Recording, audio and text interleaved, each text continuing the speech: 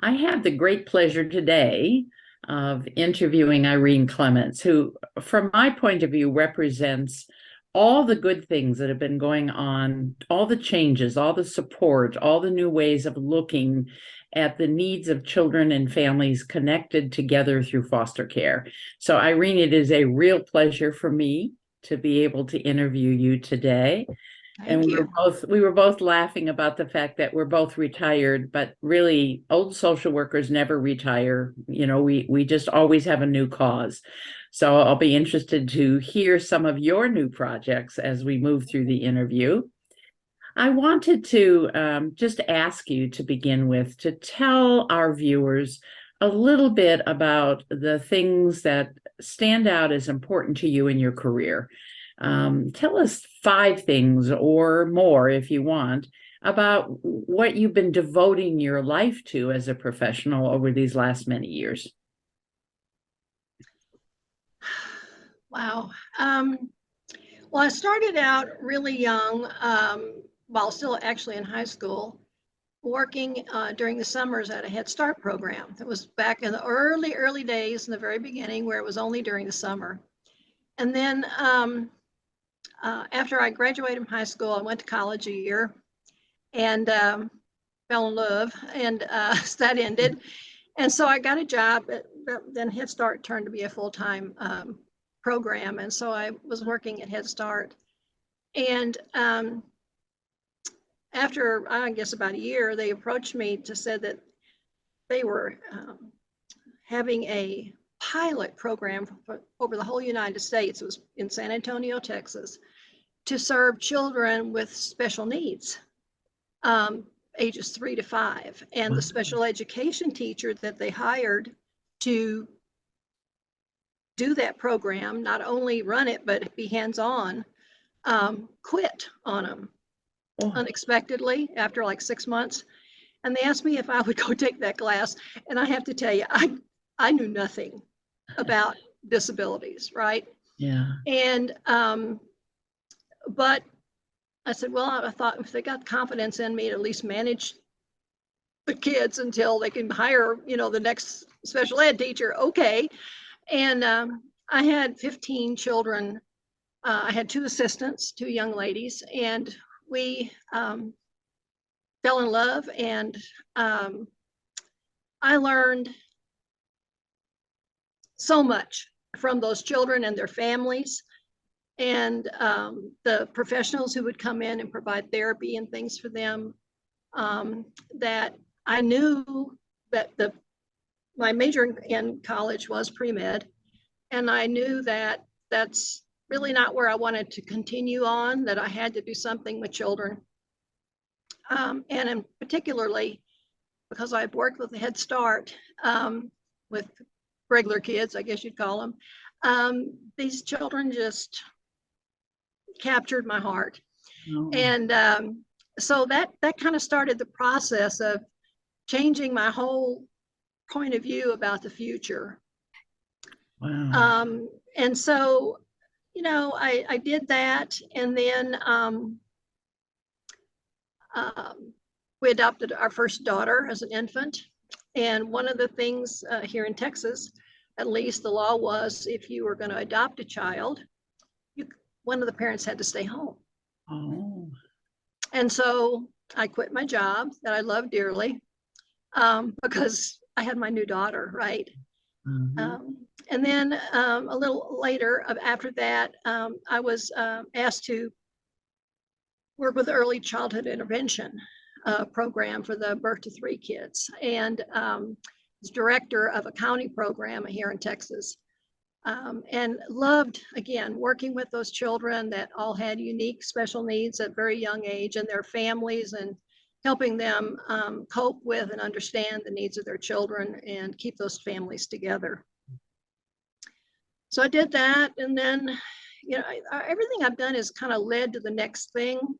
After that, I was asked to manage home and community-based services, which is a Medicaid 1915Z waiver program for people with intellectual disabilities, other disabilities, and some mental health issues as well, from birth to to adulthood, right?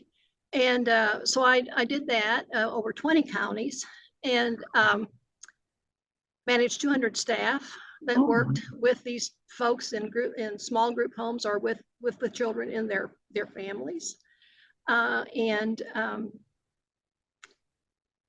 loved that. Then the state developed an in-home and family support program, and I was asked to implement that within that 20 county area. Did that for a couple of years, built a strong program, and then was asked to move to the state office in Austin and manage the entire program statewide. So I did that, and then from there, I became the vice president of foster care services for the largest child placing agency in Texas. At that time, it was Lutheran Social Services of the South. They now go as Upbring. And I have been doing some consulting work from them recently. But, you know, I did that for 15 years, and that's where I had most of my experience with what it takes to manage foster care. We became foster parents early on in this story, and for 27 years we fostered. And so being a foster parent for that long, and then working for an agency that was also doing foster care was a unique experience for me. Our program was very large. You know, my budgets were usually every year about 32 million. It was because it was a big state of Texas, and we had programs all over Texas. And during that time was also when I was supervising folks that were our domestic adoption people and our international adoption staff. wow. So I learned so much there as well, right? And then toward the end, I just did their governmental affairs stuff and worked with the Texas legislature and the other advocate organizations in the state in order to get things done here. Then during that time, I was also part of the National Foster Parent Association and had been for many years, and became the president of the board of directors in the association. I guess it was in 2012. And in 2015, they hired me as their executive director. And so that's what I did up until the end of December 2021 when I retired. Yes. So every job I had, it was like, I'm a very faith-filled person. Every job I had was like God said, okay, I gave you that one, so you're ready for your next one. And here's the one I want you to have. Each one built on the other. And I started out totally ignorant. And wound up, I like to say now, pretty wise on a lot of things that have to do with children and families, and helping them to succeed and try to have some kind of well-being within their families. What a journey, both personally and I know there's more than 5 things, but that's what it took to get me here. Yes, and I think for our legacy figures, that stepping stone experience, you know, building on knowledge, becomes really the essence of the story. Gathering wisdom as you go and applying it and seeing what works and what doesn't work. All of that is the essence of becoming a legacy. Yeah. The interesting piece of that is I never did get my degree. Yes, you did. So you got it in life. I did. And so but back in those days when I started all that, you didn't have to have a bachelor's degree or more to take some of these jobs. And then by the time they started wanting that, they'd have some of them go, well, I had 10 years experience. Well, I'd have that. So I would still qualify for the position to be considered. And so times are different now, though. You know, it's not as easy for folks to be able to do that. Right. Although I think, you know, wherever you're at, you start there. And if everybody requires a bachelor's degree, then that's what you do. And then you start building your resume again. And for me, I never wanted to really leave any of those jobs. That was the thing. It was things that occurred in our lives that made that happen. Yes. I'm truly grateful for every experience I had. Were there people along the way, Irene, who were in the field, maybe leaders at that time, who you looked to for wisdom that kind of gave you the leg up? Who were your mentors? Well, my mentor through those early years when I was working with children and adults with disabilities and disabling situations was a woman named Ora Houston. And I loved her. I still love her. She was so wise and understood people so well, and she was a great communicator and teacher. And so I learned from her how to talk to people, how to engage people better. And then I had other mentors through the foster care piece. Gordon Evans from Houston, who was just a mainstay of and wisdom, was probably the biggest mentor I ever had in foster care. And, you know, getting to know those people was my good luck. And they were willing to help me. Yes. And because I know Gordon always said, Irene, you want to do so much, and I feel like I can't give you enough because of what you want to do, you know. And I said, but you're so wise and you have so much wisdom, so much more than I will ever have. You know, when you got people like that, and then there have been some others. Jake Terpstra was one of them. He was at the Children's Bureau for years, and you know, folks that just had the good fortune to meet, not only a local and state, but nationally. And then I have to say that Eileen Pasteur, I met her in the early 80s, and we've been friends ever since and colleagues over many occasions, and done a lot of projects together, written some curriculums together and things like that. A wealth of information, heart that just as big as the world is. Yes. And she and I now at our ages talk a lot about our children, because we all both have adopted children, and they have needs yet. I mean, they're not independent adults, some of them, and you know, things that we've gone through and are going through now as older, responsible for other adults that are now 50 and over 52. You know, Yes. it makes a big difference. And so I'm so grateful for people like that who not only share the passion for the business part of what we do, but have the heart to understand what families are going through and what foster families are experiencing, what adoptive families are experiencing, and how little support there is out there often for those families. Do you feel that it made you a stronger contributor to the field because you were both in it professionally and living with it personally? Mm-hmm.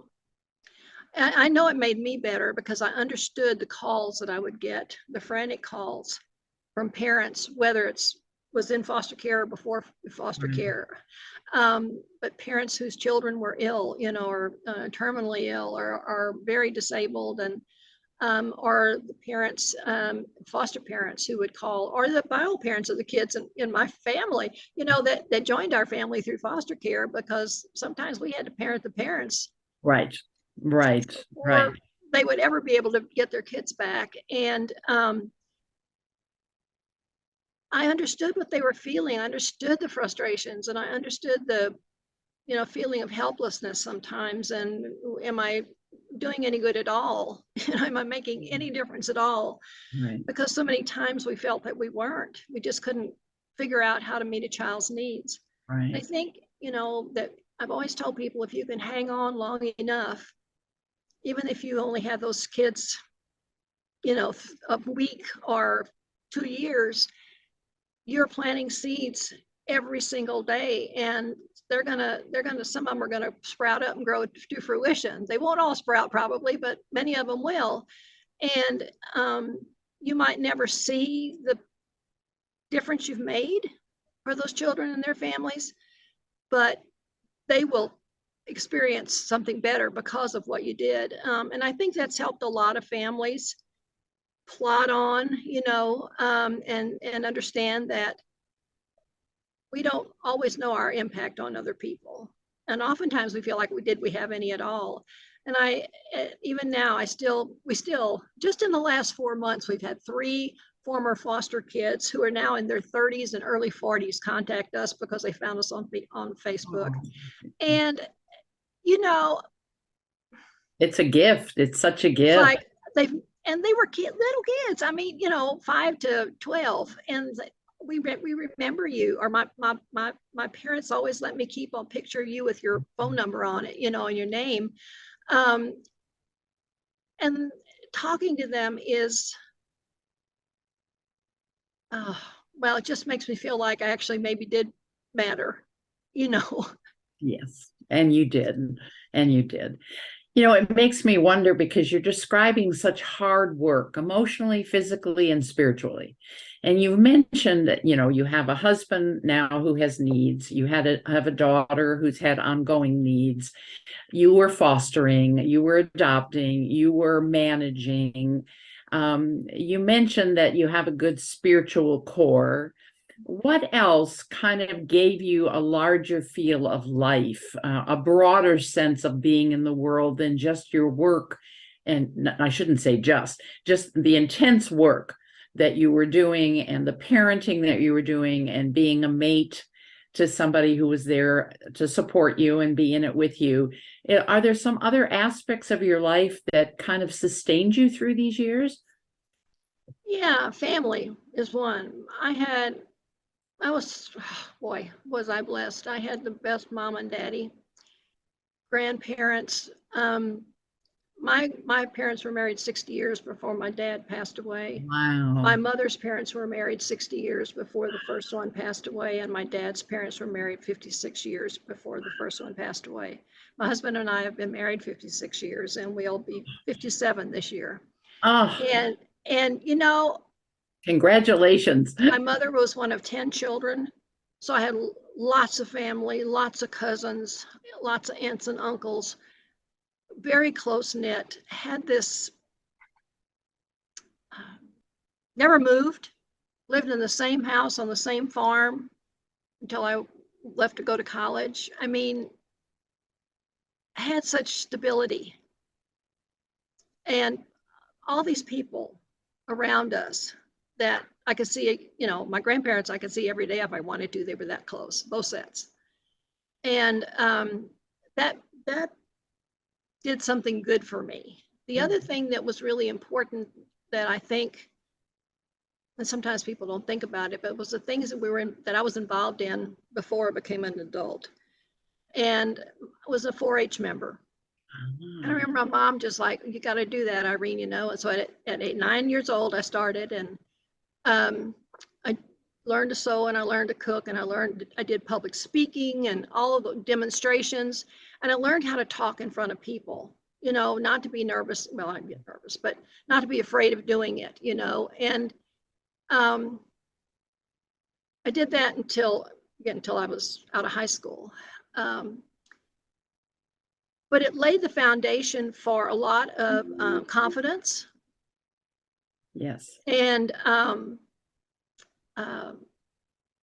that I knew that if something came up, I could figure out how to tackle it and deal with it.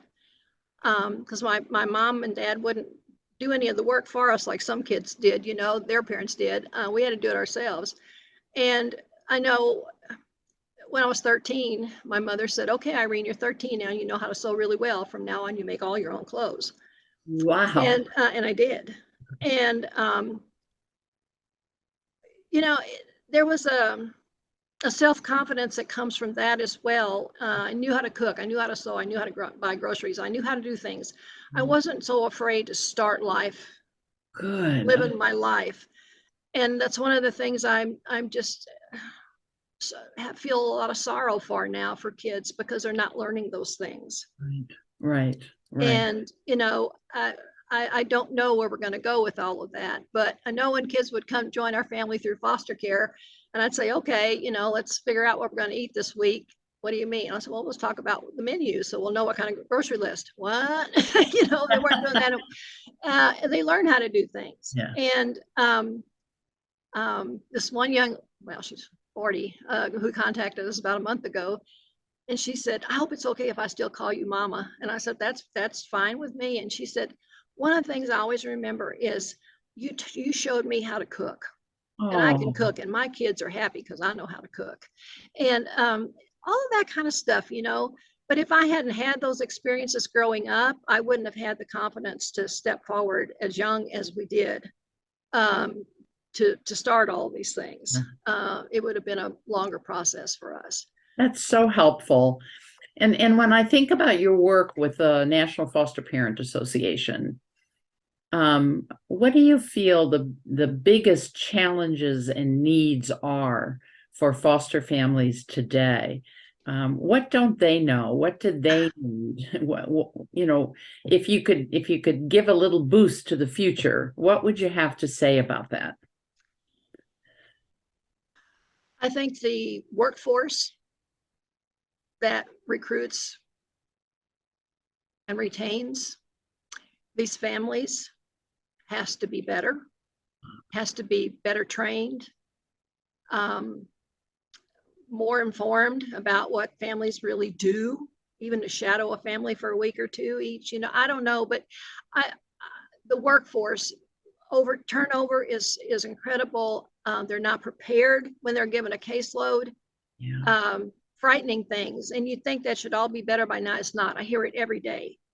Okay. And there has to be some effort, true effort, by everybody involved, including the people who make all the rules, that there needs to be something done to make sure there's a workforce that understands what foster families do, what it takes, that they're volunteers, that there are no holidays, there are no weekends off, there is no vacation time, there's no paid health insurance from the job, there's none of that stuff, right? Right. So that they understand the expectations that when they say, oh, well, you got to have this kid here on such and such a day at such and such a time, you said, well, but I have 3 other children in foster care with me, and that's double booking on somebody else because nobody ever talks to one another, right? Right. And then they're mad at you because you're going to make their day a bit worse, because then they got to pick up the child or do something. And so you can't split me 2 ways. I can't be, in 2 towns at one time, because we live in the country. We have 3 towns around us. They could go all over the place, right? There is the other thing I think that really is harmful, that why we don't have more people wanting to foster, is the media and how they still continue to portray, most of the time, foster care as a terrible thing. Yes. And Eileen and I have talked a lot about this, and there's a whole lot of things going on around words matter. Strength-based words and expressions are really important. Right. And when we, as a part of the system, use words that are derogatory about what we do and about the kids we serve, well, what do we expect? Right. So I'm really a champion for helping everybody within the system, including the media, to learn that there are different ways to talk about the people in the system and the work that's done and what happens to children and families. We've got to start somewhere to show that, yes, there can be some things in foster care that are not good, but sometimes it's better the alternative than what they were living with, and nobody wants them to be in foster care. But if they are, then the families who take those kids have got to be supported, have a lot of communication, be understood, and that's, after all these years, it's still not that way. Now, there are pockets, there are agencies out there, that contract with CPS programs across the country that have really put a lot of effort into this and are doing a good job of supporting their families and providing them with the mentoring that they need, the hotline that they need, whatever it is they have to have in order to get support, in order to maintain, some well-being within their family. Yeah. And I'm not just speaking of for the children that are in care, foster care. The whole family has to remain well. You can't bring well-being to a child if you don't have well-being yourself. Right. Right. And that's what people don't seem to understand. Well, let's just dump more kids on these families. Don't tell them the truth about what their needs are. And they can be mad at them when they say we can't meet their needs. Please come get them. Those are the kinds of things that drive me crazy. And I don't get sleep at night because I still wonder how in heck, after 50 years, how with the Foster Parent Association talking about these things, still experiencing these things. It's heartbreaking. I always think about our colleague Kay Donnelly, who literally had her social workers move in with families for a week at a time and help them to cook and sit and eat and see when the tensions came up around the kitchen table. And because she wanted her workers to know what it was like to live in those homes. That's exactly right. And I've been saying for years that, if you're going to do the work, you ought to foster or adopt yourself and see what that feels like to have a home study, a family assessment done, and to have social workers in and out of your house, because until you've lived that, which I have as well, you really don't get it. And so you're so right. Thank you for addressing all that. It makes all the difference in the world. So tell us, as we kind of come to the end of the interview, tell us, you're retired, but none of us really retire because we carry a lot of knowledge that's still useful. It doesn't get as outdated as people think because we still are struggling with the same old, We are. I would say. So what are you doing now in your retirement? Tell us what you're doing. I am doing some consulting work. And so I figured out like a month after I retired, this ain't gonna work. I gotta have more, I've got to be involved in this. So there's plenty to do, but not in this realm. And I couldn't just cold turkey stop it, right? And so I kind of put myself back out there to do some consulting work, and was very pleased that I've had several opportunities last year, and currently are working on 2 consulting things now. But I'm very involved in a project again with Eileen Pasteur to have a timeline of the 50 years of the National Foster Parent Association, and some of the timeline before that led up to why it was decided by the Children's Bureau and CWLA that they needed to be a national organization that represented the foster families. And so we're about finished with that project.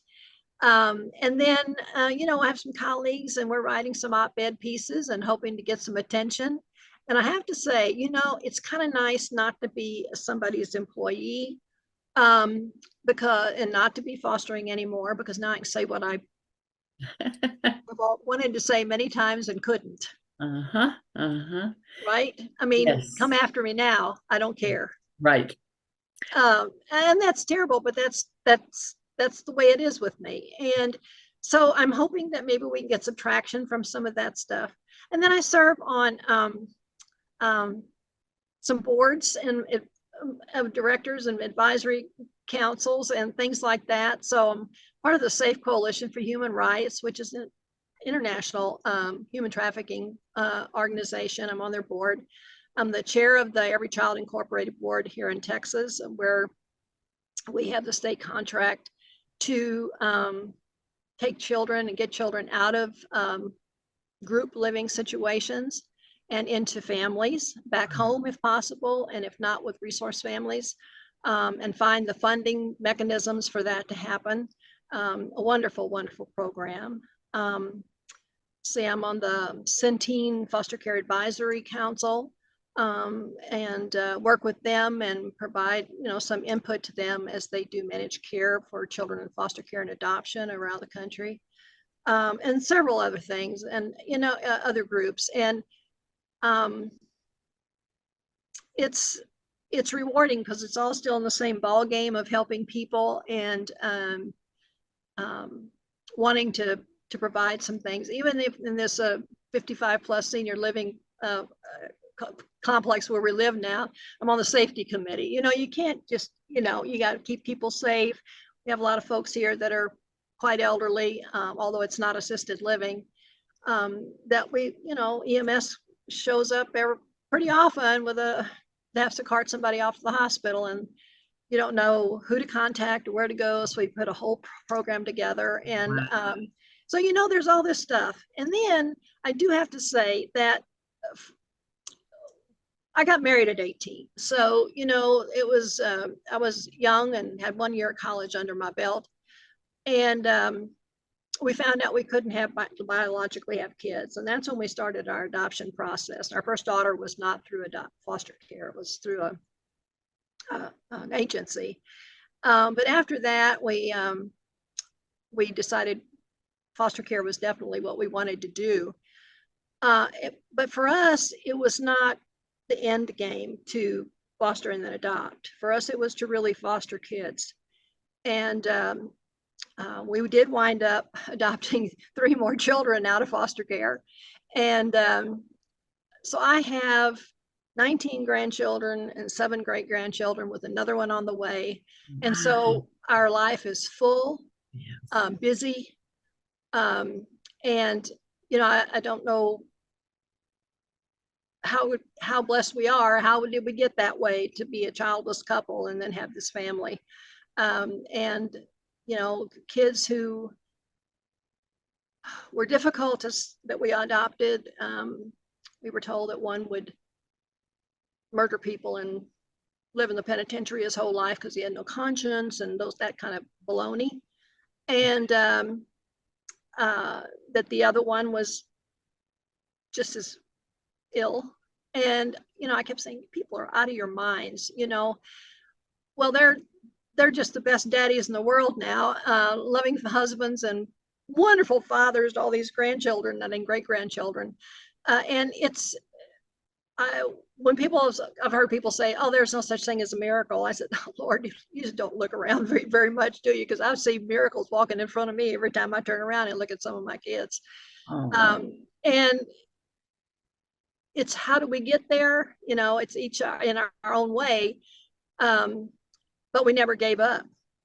I know when one of our sons had to go to day treatment, I didn't want him away from home. And so I would drive him 40 miles in the morning at day treatment and go back in the evening and pick him up 40 miles and come back round trip 80 miles each time. Wow.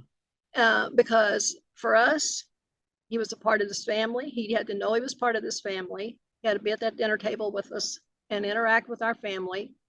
And I wasn't going to put him away somewhere. And he says to me all the time, Mom, you have no idea what that meant. I was being as bad and hateful and mean and awful as I could because I hated myself.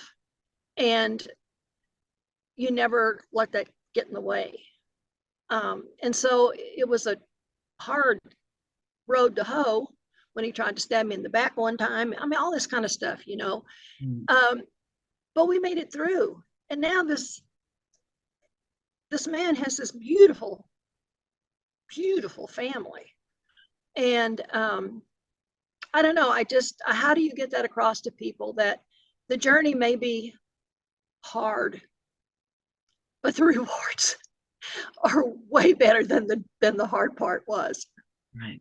Oh, you've left us with such a beautiful ending to a powerful sharing. There's so much to learn from you. And, maybe in some future discussion, we ought to do an interview on how does foster to adopt, becoming a resource family, change the plan? How does it change the landscape? Because My goodness, my discussions with clients are so different today based on that experience Yes, of parenting, not knowing if they're going to stay, and then being prepared for them to stay, and the confusion around yes. that. And I'm sure you have so much you could share with us on that Oh, particular piece. a whole lot. I know. So maybe another time we can Sure. revisit with you and get a little bit more in that. But I have to say, there's so much richness in this, and I can relate to so much personally that you're sharing and professionally,